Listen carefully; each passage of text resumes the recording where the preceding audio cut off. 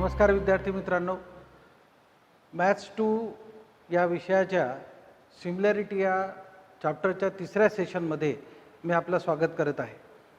आपल्याला या चॅप्टरमध्ये taste of similarities आणि सिमिलर ट्रायंगल्सची डेफिनेशन शिकायची आहे।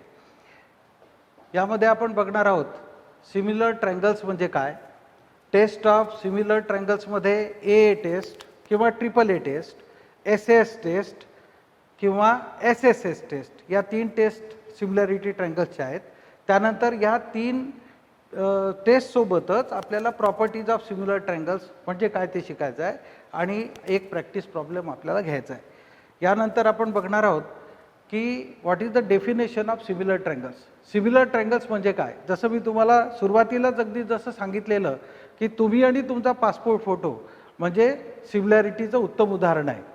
तर याच्यामध्ये तुम्हाला दिसेल की तुमचा शेप तसाच्या तसाच राहतो, साईज मात्र कमी जास्त होत राहते। इथे सुद्धा दोन उदाहरणं तुम्हाला दिलेली आहेत मी, ट्रायंगल ABC आणि ट्रायंगल DEF। यामध्ये तुम्हाला प्रकर्षाने दिसेल की इथे कॉन्ग्रुएन्सीच्या बी चिन्हांना सुद्धा दाखवलं आहे। A is congruent to D, B is congruent to E आणि C is congruent to F। म्हणजे ट्रायंगल सिमिलर असतील तर त्याचे अँगल हे कॉन्ग्रुएंट असतीलच, हा सगळ्यात महत्त्वाचा भाग लक्षात ठेवायचा। मग दोन ट्रायंगल सिमिलर आहेत असं म्हटल्याबरोबर आपल्याला काय काय लक्षात येईल, तर आपल्या पहिले लक्षात येईल की दिलेले जे ट्रायंगल्स आहेत त्यामध्ये सगळ्यात पहिले हे जे अँगल्स आहेत हे अँगल्स सगळे करस्पॉन्डिंग अँगल्स आर कॉन्ग्रुएंट। हा सगळ्यात पहिला कंडिशन नंबर 1 चा भाग येतो। A is congruent to D, B is congruent to E and C is congruent to F। बघू शकता इथे आपण कॉन्ग्रुएन्सीचे चिन्ह सुद्धा दिलेले आहे, हा 1, हा 2 आणि हा 3। यामध्ये this is the first condition की करस्पॉन्डिंग अँगल्स आर कॉन्ग्रुएंट। आणि दुसरी कंडिशन कोणती आहे मग त्याची, corresponding sides are in equal ratio. कोणकोणता, इथे आपण ABCच्या तीन बाजू कोणत्या लिहिल्या, AB, BC आणि AC। AB ची करस्पॉन्डिंग साइड DE, BC ची करस्पॉन्डिंग साइड EF आणि AC ची करस्पॉन्डिंग साइड DF। तर अशा पद्धतीनं when the corresponding angles are congruent and corresponding sides are in equal ratio, then the two given triangles are similar। आणि त्याला चिन्हांनी कसं दाखवतात, ट्रायंगल ABC सिमिलर टू, हे सिमिलॅरिटीचं चिन्ह आहे, सिमिलर टू ट्रायंगल DEF। अशा पद्धतीनं आपल्याला दिलेले दोन ट्रायंगल जर सिमिलर आहे असं आपण म्हणत असू तर त्यामध्ये या दोन कंडिशन लक्षात ठेवायच्या की करस्पॉन्डिंग अँगल्स आर कॉन्ग्रुएंट आणि corresponding sides are in equal ratio और इन प्रपोर्शन। दोन पैकी कोणती एक गोष्ट म्हणू शकता। तर आता यानंतरची स्लाइड आपण बघूया की आता याच्यामध्ये टेस्ट कोणकोणत्या आहेत, test of similarity of triangles.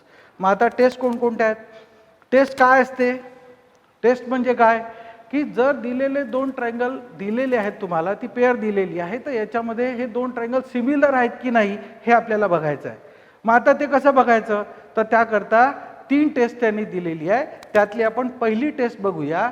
त्याला AA टेस्ट ऑफ सिमिलॅरिटी असं म्हणतात, यालाच डबल A टेस्ट सुद्धा म्हणतात। का डबल A टेस्ट म्हणतात, कारण की जर ट्रायंगलच्या तीन पैकी दोन A जर कॉन्ग्रुएंट असतील तर तिसरा A कॉन्ग्रुएंट राहणारच आहे, म्हणून आपण याला triple A test of similarity, मराठीमध्ये को किंवा को कसोटी म्हणजे double A test of similarity असं सुद्धा म्हणतात।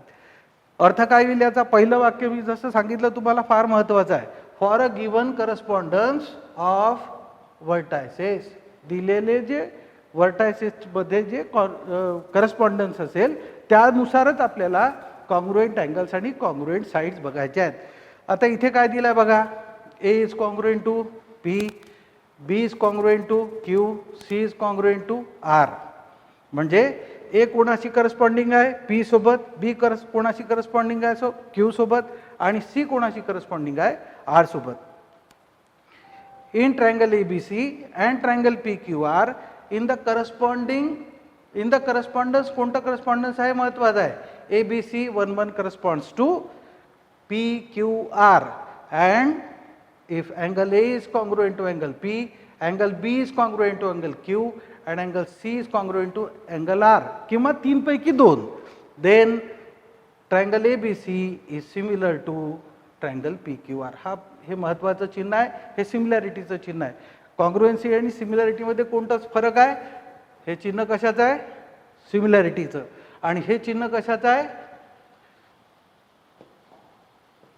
हे चिन्ह कशाचं आहे? कॉन्ग्रुएन्सीचं. आणि हे चिन्ह वरती जे काढलेलं आहे कशाचं आहे? सिमिलॅरिटीचं. हे लक्षात ठेवायचं. समोर चला बघा काय आता दुसरी टेस्ट कोणती आहे बघा. दुसरी टेस्ट आहे SAS test of similarity of triangles. म्हणजे याला मराठीमध्ये काय म्हणतात? बाकोबा कसोटी. नावाप्रमाणे काम राहतं. इथे दोन साईड्स आहेत आणि त्याच्यामध्ये समाविष्ट असलेला अँगल आहे. हे लक्षात ठेवायचं.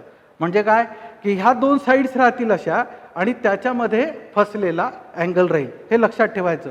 तर आता तुम्हाला इथे काय लक्षात ठेवायचं आहे? SAS टेस्टमध्ये दिलेल्या उदाहरणामध्ये सुद्धा तुम्हाला दिसेल की KLM आणि RST या दोन ट्रायंगल्समध्ये ह्या दोन साईड्स दिलेल्या इथे कोणत्या?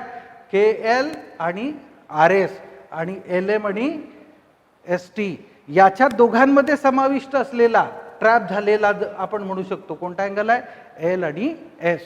या दोघांमध्ये आहे कॉन्ग्रुएन्सी दिलेला आहे इथे सारख्या चिन्हांनी आणि याचा रेशो सारखा आहे. म्हणजे काय दिलेला आहे त्यांनी बघा काय दिसतंय तुम्हाला? For example KLM is congruent to RST. म्हणजे हे दोन ट्रायंगल झाले एकमेकांशी काय? कॉन्ग्रुएंट.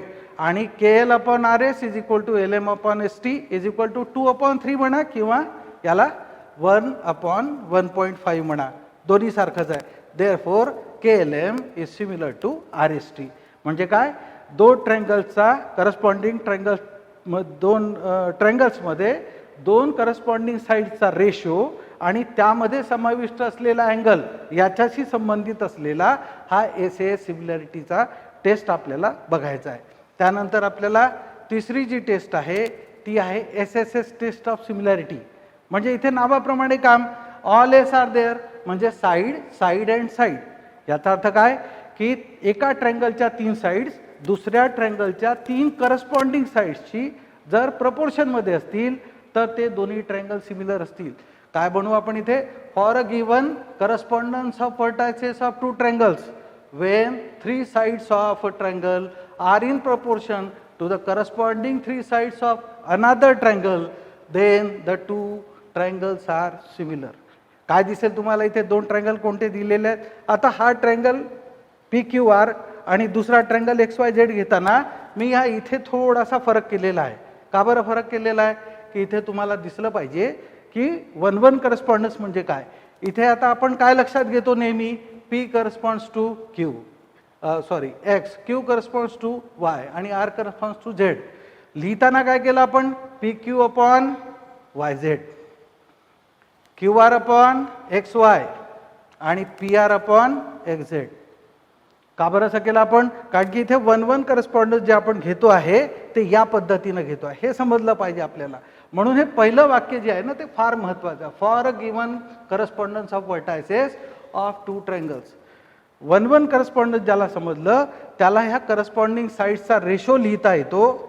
हा रेशो लिहिता येतो आणि दुसरा भाग जो असतो अँगल्सची जी कॉन्ग्रुएन्सी असते ती लिहिता येते. इथे आता काय आहे? PQ इथे, त्याच्यानंतर QR, त्याच्यानंतर इथे आणि त्याच्यानंतर PR आणि इथे काय होईल? ZX. या पद्धतीनं 1-1 करस्पॉन्डन्स लक्षात ठेवायचं. तिन्ही साईड्स लक्षात ठेवायच्या SSS म्हणजे. आणि लावताना सुद्धा दोन ट्रायंगल सिमिलर आहेत की नाही हे सुद्धा जेव्हा तुम्हाला बघायचं असतं त्यावेळेस सुद्धा लक्षात ठेवा. त्या तीन सिमिलॅरिटीच्या टेस्ट जर तुमच्या लक्षात आल्या तर अतिशय आरामशीर तुम्ही या प्रश्नांना सोडवू शकता. यानंतर आपण प्रॉपर्टीज ऑफ सिमिलर ट्रायंगल्स बघणार आहोत. काय पहिली property? Triangle ABC similar to triangle ABC. म्हणजे काय? Every triangle is similar to itself. प्रत्येक त्रिकोणा स्वतःशी समरूप राहणार. याला आपण रिफ्लेक्सिव्हिटी म्हणणार आहे. दुसरं if triangle ABC similar to triangle DEF. जर ट्रायंगल ABC हा ट्रायंगल DEF सोबत जर सिमिलर झाला तर ट्रायंगल DEF हा सुद्धा ट्रायंगल ABC सोबत सिमिलर होणार. याला आपण काय म्हणणार? सिमेट्री. म्हणजे जर पहिला ट्रायंगल दुसऱ्या ट्रायंगलशी सिमिलर झाला तर दुसरा ट्रायंगल हा पहिल्या ट्रायंगलशी सिमिलर होतो. तिसऱ्यामध्ये आपण बघणार आहोत ही आहे ट्रान्झिटिव्हिटी प्रॉपर्टी. आणि त्याच्यामध्ये if triangle ABC similar to DF म्हणजे पहिला दुसऱ्याशी आणि दुसरा तिसऱ्याशी म्हणजे triangle DF similar to triangle GHI. पहिला ट्रायंगल दुसऱ्या ट्रायंगलशी सिमिलर झाला, दुसरा ट्रायंगल तिसऱ्या ट्रायंगलशी सिमिलर झाला, तर हा पहिला जो ट्रायंगल आहे हा तिसऱ्या ट्रायंगलशी सिमिलर होतो. Then triangle ABC similar to triangle GHI. याला म्हणायचं ट्रान्झिटिव्हिटी. कोणत्या 3 प्रॉपर्टी शिकले?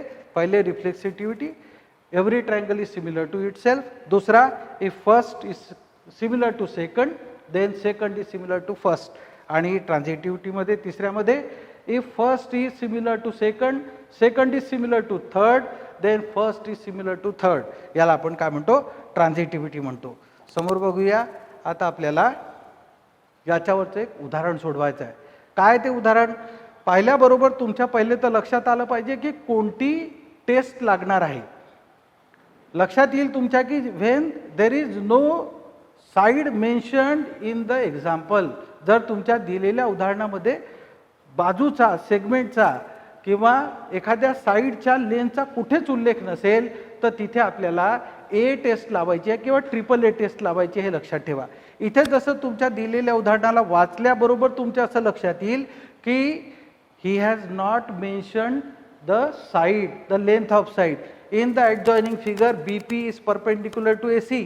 बघून घ्या इथे कुठे आहे, कसं काय परपेंडिक्युलरनेस आहे ते. BP is perpendicular to AC. कुठे आहे BP? बघा, this one is BP and it is perpendicular to AC. त्यानंतर सेकंड परपेंडिक्युलरिटी काय दिली आहे?